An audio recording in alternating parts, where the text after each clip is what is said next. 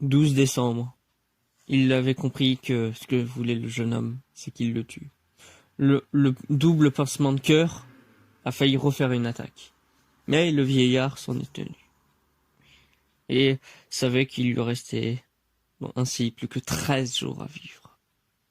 Ou 12, si c'était vraiment tard le soir.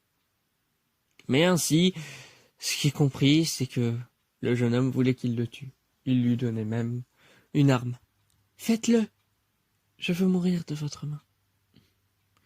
Et c'est encore une fois qu'il remarqua que sa manipulation d'antan était à nouveau très très forte, et qu'il ne pouvait rien faire. Le jeune homme lui demanda. Ainsi, après coup, il décida de le faire. Celui-ci mourut avec un sourire aux lèvres. Il était effectivement mort à 13 minutes, minuit 13. Jack Portaport était dévasté. Pas d'avoir tué son seul fan qu'il ait pu voir, mais à quel point sa folie précédente a pu monter ça. Mais en même temps, il avait semblé amusé au final de l'avoir fait. Il a trouvé une certaine satisfaction. Mais il ne saurait pas dire si sa folie meurtrière qui revient, ou si c'est simplement parce qu'il en a fini de lui. Mais c'est là qu'il découvrit une chose. En fait, il était encore une fois dans un trou paumé. Il ne savait pas comment sortir de là. Et il fut finalement dans un dédale géant. Pendant qu'il continua sa recherche pour trouver un moyen de sortir, les policiers continuaient à le rechercher lui. Et ça, personne ne comprit où il était vraiment. Personne n'imaginait cette idée militaire. Jusqu'à ce que, justement, un policier, bien que n'ayant pas vraiment d'expertise, proposa justement d'inviter dans cette enquête les militaires. Mais les autres policiers, ses collègues, lui disaient non, ça semble pas être aussi gros que ça.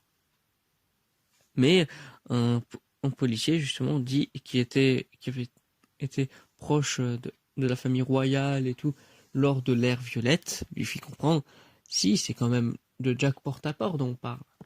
Les autres étant ayant été dans le village juste voisin, c'est-à-dire dans un autre village qui n'a pas été amplement utilisé pendant l'ère Violette et que la manipulation n'était pas allée jusqu'à eux, eh bien, il leur fit comprendre que Jack Portaport, quand même, c'est pas n'importe qui. Mais tout le monde était, mais c'est un vieillard. Gentil, peut-être bizarre, peut-être fou parfois, mais sympa. Mais justement, il leur fit comprendre que, bah non, en fait, pas vraiment. Lui qui, justement, était ce que Jack Portaport redoutait presque le plus maintenant. Entre une personne qui s'est complètement fait avoir par sa manipulation à en faire d'horribles choses, ou quelqu'un qui savait ces horribles choses et qui allait les remettre sur le tapis. Du coup, ce jeune homme dit, bah, c'est que moi, je sais, peut-être que je me trompe. Bon, faudra peut-être voir ça avec les militaires. Et les gens lui disent, bon, tu arrêtes avec les militaires, t'as qu'à les rejoindre, t'as qu'à rejoindre l'armée. Et c'est justement ce qu'il fit. Il quitta son job de policier et alla avec les militaires. Le nouveau commissaire ne savait absolument pas quoi dire. Il voyait une jeune recrue les avoir quittés pour une raison aussi absurde. S'il perdait des gens aussi facilement, ça serait une affaire bien plus complexe qu'il n'aurait pu croire. Et si c'est vraiment un rapport avec les militaires, il faudra tenter de voir ça. Mais bon, ce qui était la priorité pour l'instant, au moins ces prochains jours, c'est trouver Jack Portaport. Au moins, cela sera fait. Mais bon, les policiers ne trouveront rien, ainsi que Jack Portaport pour trouver une solution. C'est ainsi que même la sonnerie de de la cloche de l'église sonna. Ses 12 coups habituels pour finir le 12 décembre, pour commencer le